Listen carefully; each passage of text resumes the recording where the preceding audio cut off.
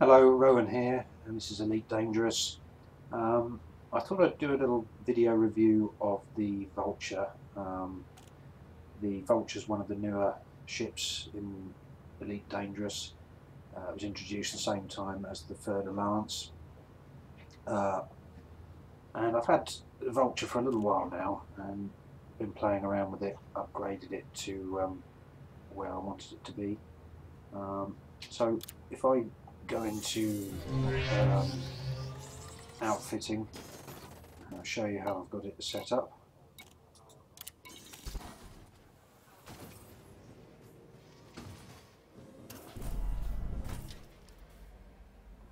The Vulture is quite interesting because it has two large weapons hard points, but not much in the way of power, and it's quite underpowered for the power plant. So it's a bit of a juggling act. It was quite difficult really to know what weapons to put on it. I started out with the Class 3 gimbal beam laser. I really like this weapon because it does a lot of damage very quickly, but of course it uses a lot of power and also has a very high thermal load, which kind of makes it difficult to know what weapon to put in the second slot here. So I did a bit of experimenting. I've done a lot of combat now with this ship, and originally when I bought the Vulture I put a size 2 gimbal multi-cannon in this slot, so it was really kind of wasting in a sense the actual potential of the large hard point. But the multi-cannon of course is very good for doing damage to hulls of opponents, the ship hull, and it actually did a pretty good job. The only thing I found was that when you're firing both together, the beam laser and the multi-cannon, after you drain the weapons capacity, you're getting temperature warnings coming up. So I wasn't really happy with that setup because, as I say, it sort of wastes the potential of having the large hard point there. So then I tried two Class 3 beam lasers and downgraded various sort of internal components. So two of these. That didn't really work either because, as you could probably imagine, just drained the weapons capacity too fast, and it was a bit of a waste of time. So then I experimented with Class 3 burst laser in here, keeping the beam laser, and that was quite interesting because you could basically fire continuously until the weapons capacitor ran out, and then both weapons would fire intermittently and the heat would build up. But interestingly, you never actually got the temperature warning coming up. But again, it wasn't really the best setup. The last arrangement I tried was, sorry, second to last, was the current one I've got now. Took this to a conflict zone, and this is actually a pretty good setup because you can do a hell of a lot of damage with this weapon, and then when the weapons capacitor is getting low, you can sort of switch to this one, which has a pretty good armour penetration. It does more damage than the Class 2 multi-cannon, and that will just chip away at the power plant on whatever opponent you're fighting, and will finish them off. But then I thought, well, I've never tried two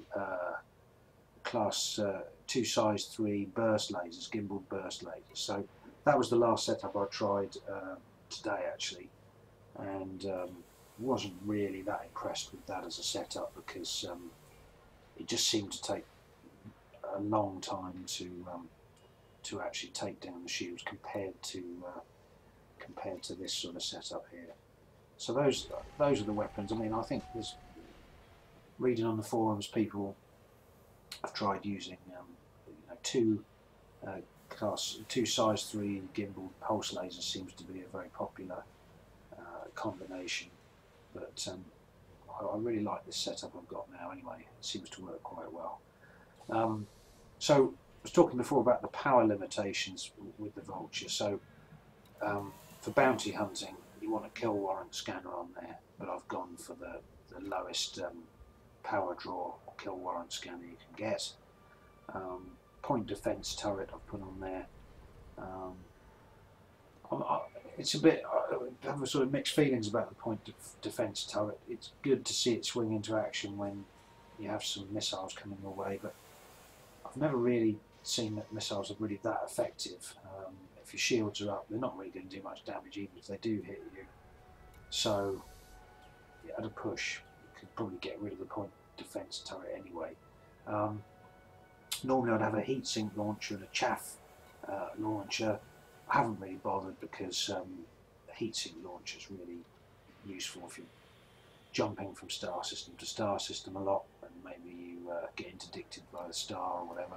As I've said in my previous videos, didn't really feel the need for it on the ship to save power. Similarly with chaff, I normally fit a chaff launcher, but if I'm absolutely honest, you know, when I'm fighting something, I never really think to use it that much. So again, to save power, I didn't bother with that. So internally, show you what I've got on here. Still the lightweight alloys. Obviously, as the power is limited with this ship, I've got the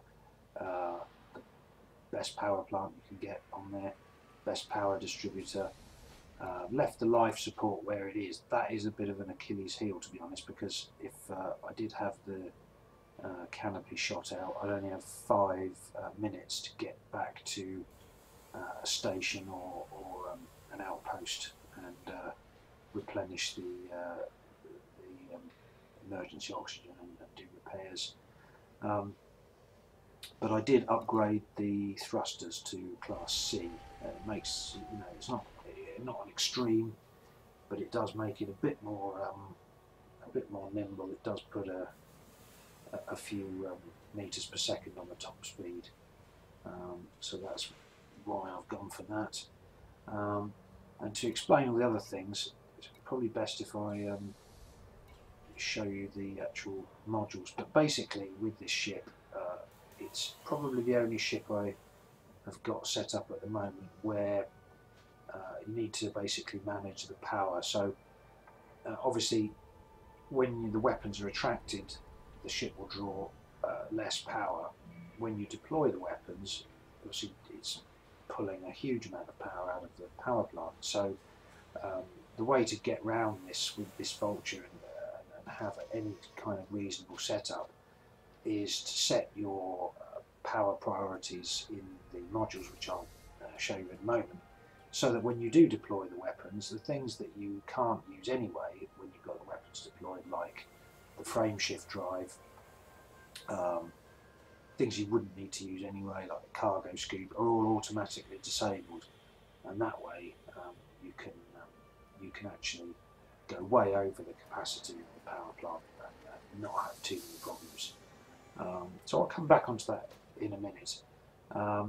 So I've fitted the best class of shield generator I could as well, and so obviously that draws quite a lot of power. I suppose you could downgrade that a bit, but really in combat, once your shields are down, especially with the Vulture, it seems to take absolutely forever for the shields to recharge. So I try and keep the shield generator as strong as possible would be my advice.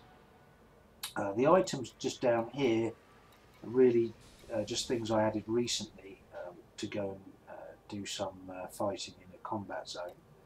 There's a shield cell bank in here, which obviously draws an enormous amount of power as well. So the way I've got this set up is, again, when the weapons are deployed, this shield cell bank is disabled. So it's a bit of a disadvantage, but if my shields are going down, I just need to retract the weapons, wait for all the modules to kick back in, and then fire off a shield cell. Hull reinforcement package, it's pretty cheap. It's only size 2, but it just boosts the armour a bit.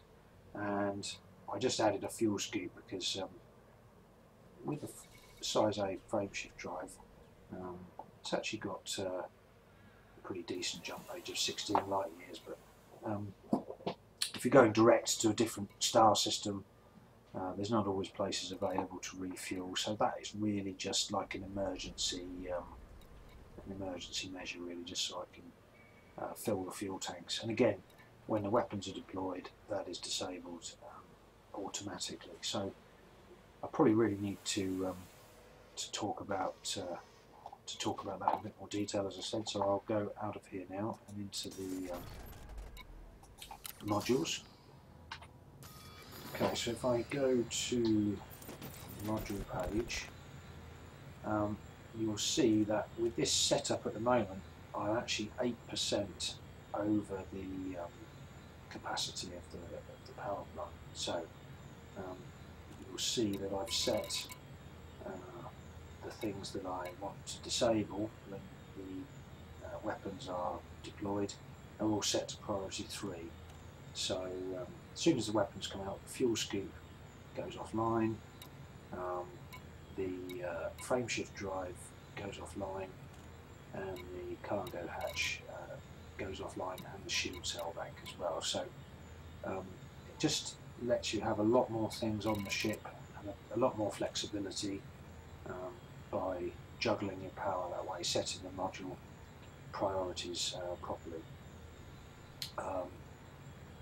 So just talk about the ship in general, really. I'm really impressed with it in combat. I mean, it just tears everything to shreds. It's extremely manoeuvrable.